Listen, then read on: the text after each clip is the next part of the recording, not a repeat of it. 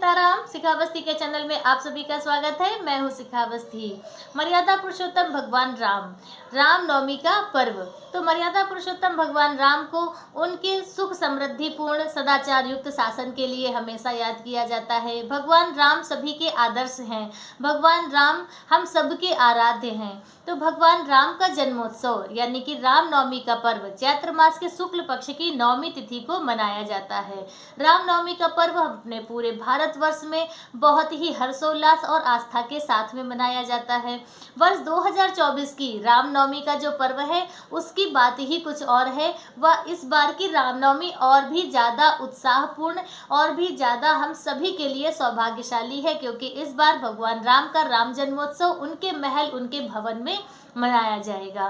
तो रामनवमी के दिन हम सभी लोग भगवान राम की किस विधि से पूजा अर्चना करें, भगवान को उनके कौन से प्रिय भोग अर्पित करें और कौन कौन से शुभ कार्य हैं जो रामनवमी के दिन करके हम सभी लोग अपनी भी मनोकामनाएं पूर्ण कर सकते हैं। भगवान राम जी के साथ साथ माता सीता, लक्ष्मण जी और हनुमान जी की भी कृपा प्राप्त कर सकते हैं। तो चलिए आज की वीडियो में हम जानेंगे कि रामनवमी के दिन भगवान राम की पूजा अर्चना, उनका प्रिय भोग और रामनवमी का महत्व क्या है। वीडियो की शुरुआत करने से पहले प्लीज़ वीडियो को लाइक कर दीजिए और यदि आप पहली बार चैनल पर आए हैं तो चैनल को सब्सक्राइब कर दीजिए। तो रामनवमी के दिन सभी को सुबह ब्रह्म मुहूर्त में उठना है। यदि ब्रह्म मुहूर्त में नहीं तो सूर्योदय से पहले जरूर उठ जाएं। उसके बाद स्नान आदि करके साफ स्वच्छ वस्त्र धारण करें और फिर सबसे पहले सूर्य भगवान को अर्घ्य दें।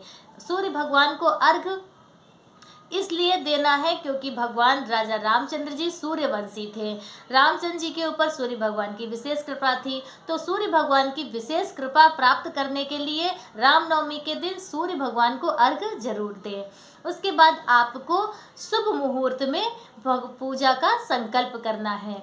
शुभ मुहूर्त रामनवमी का सुबह 11:50 से 12:21 का सबसे शुभ मुहूर्त माना जा रहा है। इस समय पर ही भगवान राम का राम जन्मोत्सव मनाना बहुत ही शुभ होगा। तो इस तरह से आप सबसे पहले भगवान की चौकी सजाएंगे। यदि आपके सिंहासन में जगह है तो आप वहाँ भी पूजा कर सकते हैं। हो सके तो भगवान की चौकी लगाएं। सबसे पहले आपको अष्टदल कमल या कोई भी स्वास्तिक आदि बनाकर उसके ऊपर आपको चौकी रखनी है। चौकी रख के फिर पीला कपड़ा चौकी के ऊपर बिछाएंगे। पीला कपड़ा बिछाने के बाद फूल से या फिर अक्षत से आसन देंगे। फिर भगवान की मूर्ति या फोटो जो भी है आपके पास उसको आप विराजमान करें। एक तरफ कलश की स्थापना करेंगे, गौरी गणेश की स्थापना करेंगे। कलश की स्थापना आपको वैसे ही करनी है। चावल से अष्टदल कमल बनाइए, उसके एक जल का पात्र लीजिए, उसमें गंगा जल और चंदन, अक्षत, कुमकुम, हल्दी इत्यादि डालकर एक सिक्का और सुपारी सभी कलश में जरूर डालना चाहिए, क्योंकि कहते हैं कि कलश तो आसन होता है, सिंहासन होता है, और जो सुपारी उसमें डाली जाती है वह ही वरुण भगवान के रूप में होती है। तो इसलिए सुपारी और सिक्का सभी कलश में जरूर डालना चाहिए। तो इस तरह से कलश की स्थापना करें और उसके बाद फिर अपनी पूजा का संकल्प करें। अगर कोई कामना करके आप रामनवमी का व्रत कर रहे हैं, रामनवमी की पूजा कर रहे हैं, तो फिर आप अपने संकल्प में उस कामना को भी बोलें। और यदि आप सिर्फ राम जन्मोत्सव हर्षोल्लास अपनी खुशियों को मना रहे हैं तब भी आप पूजा का संकल्प जरूर करें। संकल्प करने के बाद फिर भगवान गौरी गणेश की पूजा करेंगे, कलश की पूजा करेंगे। उसके बाद भगवान राम की पूजा अर्चना करेंगे। राम जी की अगर मूर्तियाँ आपके पास हैं तो उनका पंचामृत से अभिषेक कराएं, और नहीं तो राम दरबार की फोटो है तो उसमें मानसिक आप उनका पंचामृत अभिषेक करें। और उसके बाद भगवान को पीले रंग के वस्त्र अर्पित करें, पीले रंग के पुष्प अर्पित करें।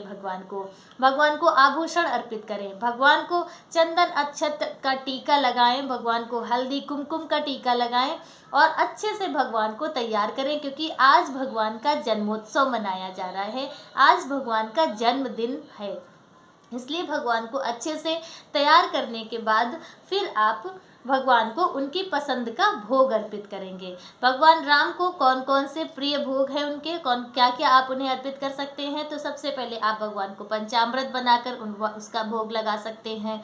आप भगवान को खीर का भोग लगा सकते हैं, क्योंकि जब भगवान राजा रामचंद्र जी का जन्म हुआ था, चारों भाइयों का जन्म हुआ था, तो राजा दशरथ ने खीर ही अपने सब जगह पर उनके जन्मोत्सव में बंटवाई थी। तो इसलिए भगवान को आप खीर का भोग लगा सकते हैं।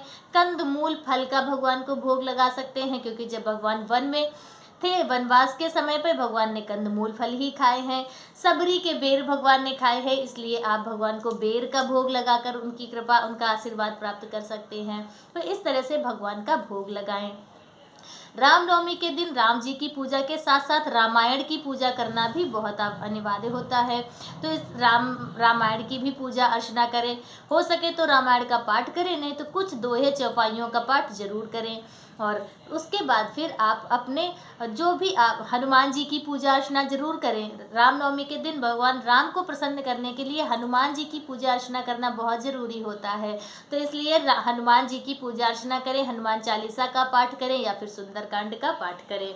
तो इस तरह से आप रामनवमी का जो पर्व है वह मनाएंगे। और फिर आप अच्छे से भगवान की घंटा घड़ियाल के साथ में आरती करेंगे, शंखनाद करेंगे, घंटे बजाएंगे। इस तरह से भगवान की आरती होगी। और भगवान राम का जो रामायण में भगवान के जन्म का प्रसंग है उसका पाठ जरूर करेंगे। भय प्रगट कृपाला दीन दयाला कौशल्या हितकारी, इसका पाठ आप सभी लोग अपने पारिवारिक जनों के साथ में मिलकर जरूर करें। आपके हर गली हर जगह पर यह पता होना चाहिए, ऐसा महसूस होना चाहिए कि आज राजा रामचंद्र जी का जन्मोत्सव मनाया जा रहा है, क्योंकि भगवान राम हमारे सबके आराध्य हैं। तो उनका जन्मोत्सव भी उतने ही अच्छे से और उतने ही हर्षोल्लास के साथ में मनाना चाहिए। और इस बार अयोध्या में भगवान रामलला को सूर्य अभिषेक कराया जाएगा। सूर्य की किरणों से भगवान का राज तिलक होगा। तो आप समझ सकते हैं कि वह क्षण हम सब के लिए कितना ज़्यादा सौभाग्यशाली क्षण है। तो इसलिए आप सभी लोग भी अपने घरों में भगवान राम का राम जन्मोत्सव मनाकर उनकी कृपा, उनका आशीर्वाद प्राप्त कर सकते हैं। इसके अलावा आप अपने घर में सोहर गीत कर सकते हैं, क्योंकि आज रामलला का जन्मोत्सव है। तो सोहर गीत ज़्यादा नहीं तो आप कम से कम 5 गीत तो ज़रूर ही गाएं जन्मोत्सव के अवसर पे। तो इस तरह से आप सभी लोग भगवान राम का जन्मोत्सव मनाकर उनका आशीर्वाद, उनकी कृपा दृष्टि करें। भगवान की हमेशा आप सब पे, राजा रामचंद्र जी का आशीर्वाद सदैव बना रहे। आज का वीडियो मेरा बस इतना ही। मेरा वीडियो आप सभी को कैसा लगा कमेंट करके ज़रूर बताएं। आज तो कमेंट में श्री सीताराम, जय श्री राम ज़रूर लिखिए। मिलते हैं दूसरे वीडियो में किसी दूसरी जानकारी के साथ। तब तक के लिए जय जय श्री सीताराम।